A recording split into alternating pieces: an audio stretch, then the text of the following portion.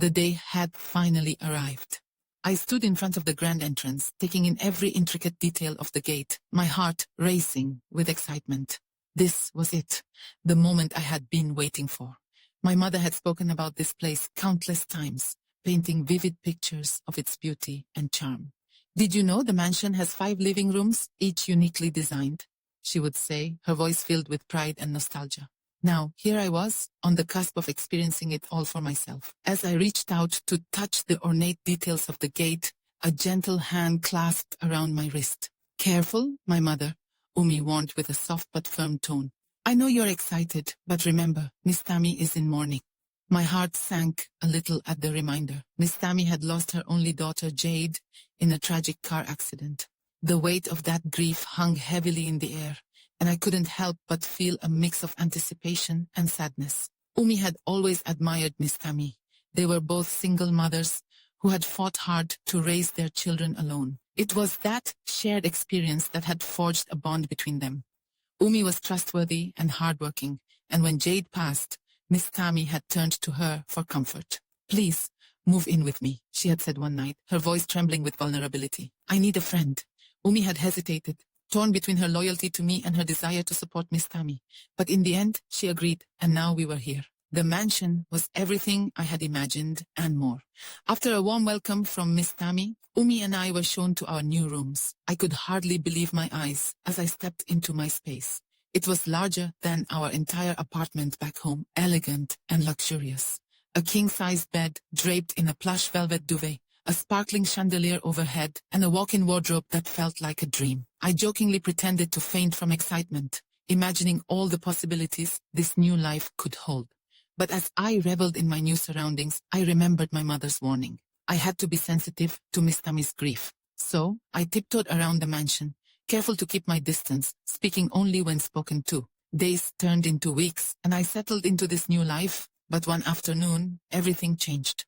There was a knock on my door, and to my surprise, it was Umi, but she wasn't alone. Miss Tammy stood beside her, a serious expression on her face. "Good evening, Kami," I greeted, my voice shaky with nerves. Umi sat beside me, her smile warm, but her eyes filled with concern. "Miss Tammy has something important to tell you," she said softly. My heart raced as I turned to Miss Tammy, who took a deep breath before speaking. "I would like to sponsor the rest of your education," she said gently. "And I want you to attend the school my late daughter went to, a prestigious college that will prepare you for studying abroad." I was stunned. First, she opened her home to us, and now she was offering to pay for my education. I glanced at Umi, expecting her to share in my excitement, but instead, her expression was troubled. "It's a big school for rich girls," she said softly.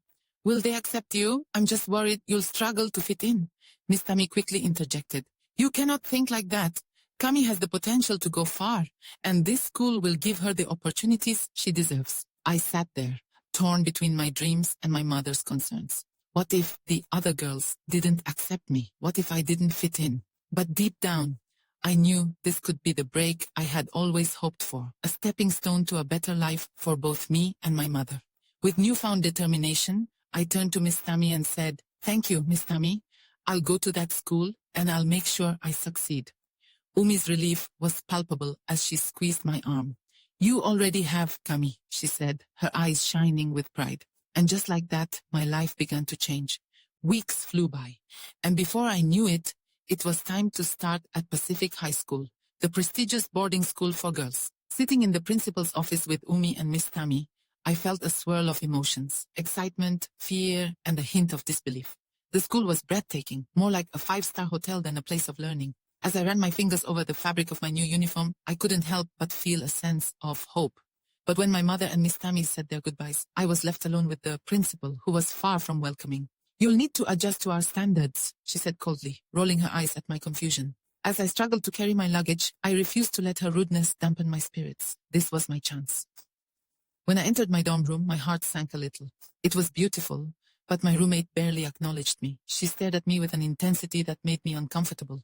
"Hello," I said, trying to break the ice, but she simply turned away, leaving me feeling invisible. The first night was lonely, and as I lay in bed, I wondered if I had made a mistake.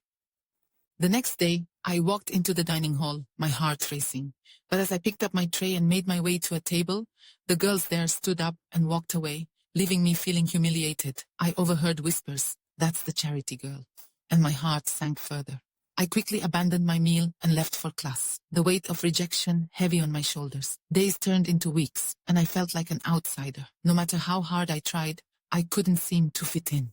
The other girls talked about things I didn't understand, and one girl, Tiwa, seemed determined to make my life miserable. She mocked my accent and called me names, and even though I tried to ignore her, the hurt cut deep.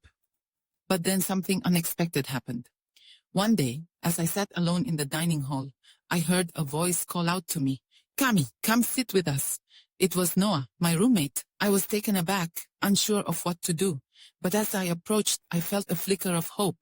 Noah was different. She was kind, and for the first time, I felt a glimmer of acceptance. As the days passed, Noah and I began to bond. We shared stories, laughter, and even tears. I learned about her family and the struggles she faced, and in turn, I opened up about my own life. But one evening, the conversation took a turn. You should really meet my dad," Noah said casually. "He's a great guy." I froze. The man in the photo album she had shown me looked just like the man I had seen in my mother's old pictures. "I don't know," I said hesitantly. "I'm happy with my life the way it is." But deep down, I felt a connection I couldn't ignore. Weeks turned into months, and as winter break approached, everything changed again. Noah's father arrived to pick her up, and I watched with mixed feelings. I didn't want to meet him. I was content with my life, with Umi and the bond we shared. But when my mother arrived to pick me up, I was shocked to see Noah's dad standing beside her. The resemblance was uncanny. As my mother explained everything, I felt a whirlwind of emotions. Could this man really be my father? The man I had never known, but had always wondered about? I was terrified. But as I looked into his eyes, I saw warmth and kindness, and for the first time, I felt a sense of belonging. Life began to change in ways I had never imagined. My mother and Noah's dad started dating, and I found myself opening up to the idea of family. Noah and I became inseparable, and the other girls began to warm up to me too. Tiwa's bullying continued, but I learned to stand tall, knowing I had a support system behind me.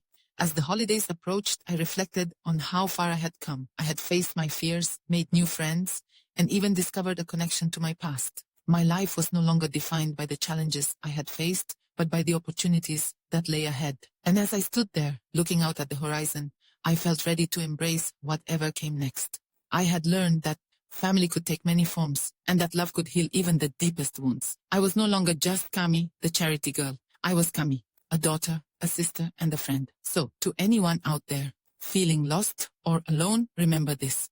Life is full of unexpected twists and turns, but it's those very moments that shape us into who we are meant to be. Embrace the journey, and don't be afraid to reach for your dreams. You never know what beautiful surprises await you just around the corner.